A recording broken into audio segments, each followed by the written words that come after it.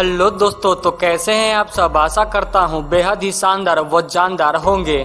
दोस्तों, आज की इस वीडियो में हम लेकर आए हैं इस दुनिया के सबसे दो खूंखार शेरों की बेहद ही खौफनाक, शानदार व जानदार केस स्टडी को, जिसमें हम यह जानेंगे कि दोनों शेर किस प्रकार मात्र 9 महीनों के अंदर 135 इंसानों का भयानक रूप से शिकार करते हैं।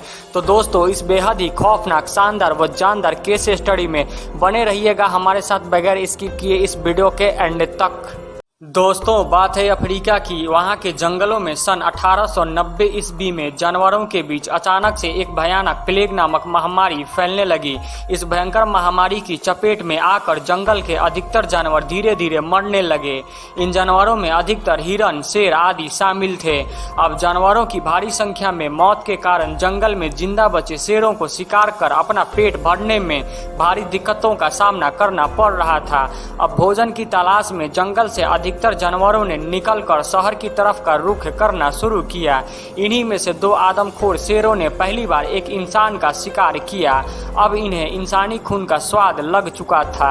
अफ्रीका के जंगलों में यह महामारी सन 1890 ईस्वी से सन 1897 ईस्वी तक चला था। वह सन 1897 ईस्वी में यह महामारी खत्म हो चुका था। तभी मार्च सन 1898 का वो महीना आता है। उस वक्त अफ्रीका के अधिकतर देशों पर अंग्रेजों का शासन चल रहा था। इन्हीं में से अफ्रीका के 2 देशों युगांडा और केन्या के बीच एक रेलवे ट्रैक बिछाने का डिसीजन अंग्रेजों द्वारा लिया जाता है। इस रेलवे ट्रैक को अफ्रीका के जंगलों के बीचों बीच से रास्ते में साव नदी के ऊपर से होकर गुजरना था। साव नदी से गुजरने के लिए उसके ऊपर एक रेलवे ब्रिज बनाने की जरूरत थी। साव नदी पर ब्रिज बनाने के लिए अफ्रीका के जंगलों में हजारों की संख्या में मजदूरों को ले जाया जाता है और इन्हीं मजदूरों में अधिकतर मजदूर हमारे प्यारे देश भारत से गए थे। नदी के बाजू में इन सभी मजदूरों को रहने के लिए कैंप्स को बनाया जाता है। अब एक तरफ जंगल, दूसरी तरफ नदी व ऊपर से पुल निर्माण का काम करना था। जंगलों के बीचों बीच यह काम बिल्कुल भी खतरे से खाली नहीं था, क्योंकि पिछले ही वर्ष सन 1897 ईस्वी में जंगलों से प्लेग नामक महामारी खत्म हुई थी। वह जिंदा बचे हुए शेरों को जंगलों में अपना शिकार नहीं मिल पा रहा था। ब्रिज निर्माण में जुटे हुए मजदूर जब रात को टेंट में सोते, तब जंगलों से दोनों आदमखोर शेर निकलते। वह किसी एक टेंट में से एक इंसान को उठाकर अपने साथ ले जाते व उनको खाते।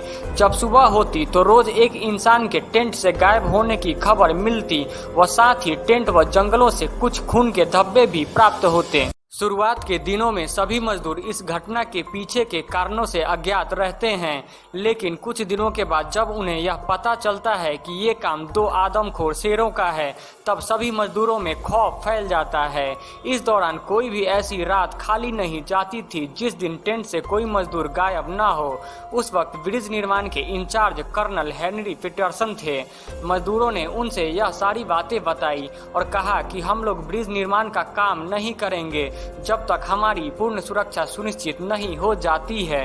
इन दोनों आदमखोर शेरों को पकड़ने के लिए chief incharge colonel Henry Peterson Africa के 3 नामी शूटर्स को बुलाते हैं और एक योजना के तहत मजदूरों के कैंप के नजदीक मजबूत लकड़ी के एक पिंजरे में तीनों निशानेबाजों को बंदूक के साथ बंद कर दिया जाता है।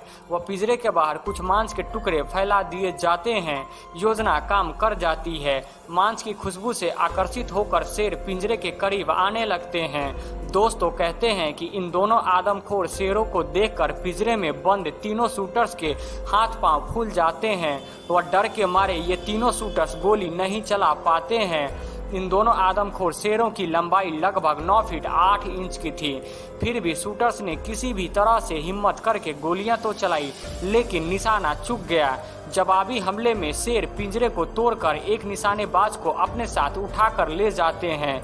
वह इस प्रकार शेरों को पकड़ने की यह पहली कोशिश नाकाम हुई। दोनों आदमखोर शेरों को मारने के लिए कर्नल हेनरी पीटरसन स्थानीय काबलियाई आदिवासियों के साथ जंगलों में दोबारा निकलते हैं, लेकिन ये दोनों शेर इतने खूंखार थे कि उन्होंने आदिवासियों के समूह पर भी हमला कर दिया।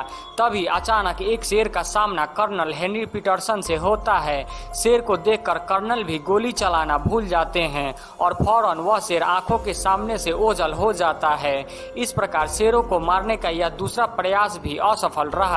अब आदमखोर शेरों को मारने के लिए तीसरे प्लान के तहत सन 1898 ईस्वी में कर्नल हेनरी पीटरसन ने अफ्रीका के इन जंगलों में एक ऊंची हाइट वाला मचान बनाया और इस दौरान दिसंबर सन 1898 ईस्वी में कर्नल हेनरी पीटरसन की एक गोली उन दोनों में से एक आदमखोर शेर को लगती है। गोली लगते ही दूसरा शेर वहां से फौरन भाग जाता है। पहला शेर मारा गया। कर्नल हेनरी पीटरसन व उनके सभी साथी बेहद ही खुश हुए। वह मचान के नीचे आते हैं व जश्न को मनाते हैं। लेकिन खतरा पहले की तुलना में अब ज्यादा बढ़ चुका था, क्योंकि एक शेर मारा जा चुका था और उसका दूसरा आदमखोर साथी अभी भी जिंदा था और दूसरे आदमखोर शेर को फौरन ही मारा जाना बहुत ही जरूरी हो गया था। तभी कुछ दिनों के बाद 1 जनवरी सन 1899 ईस्वी को एक और कामयाबी हाथ लगती है और दूसरा शेर भी मचान और गोलियों की सहायता से मारा जाता है।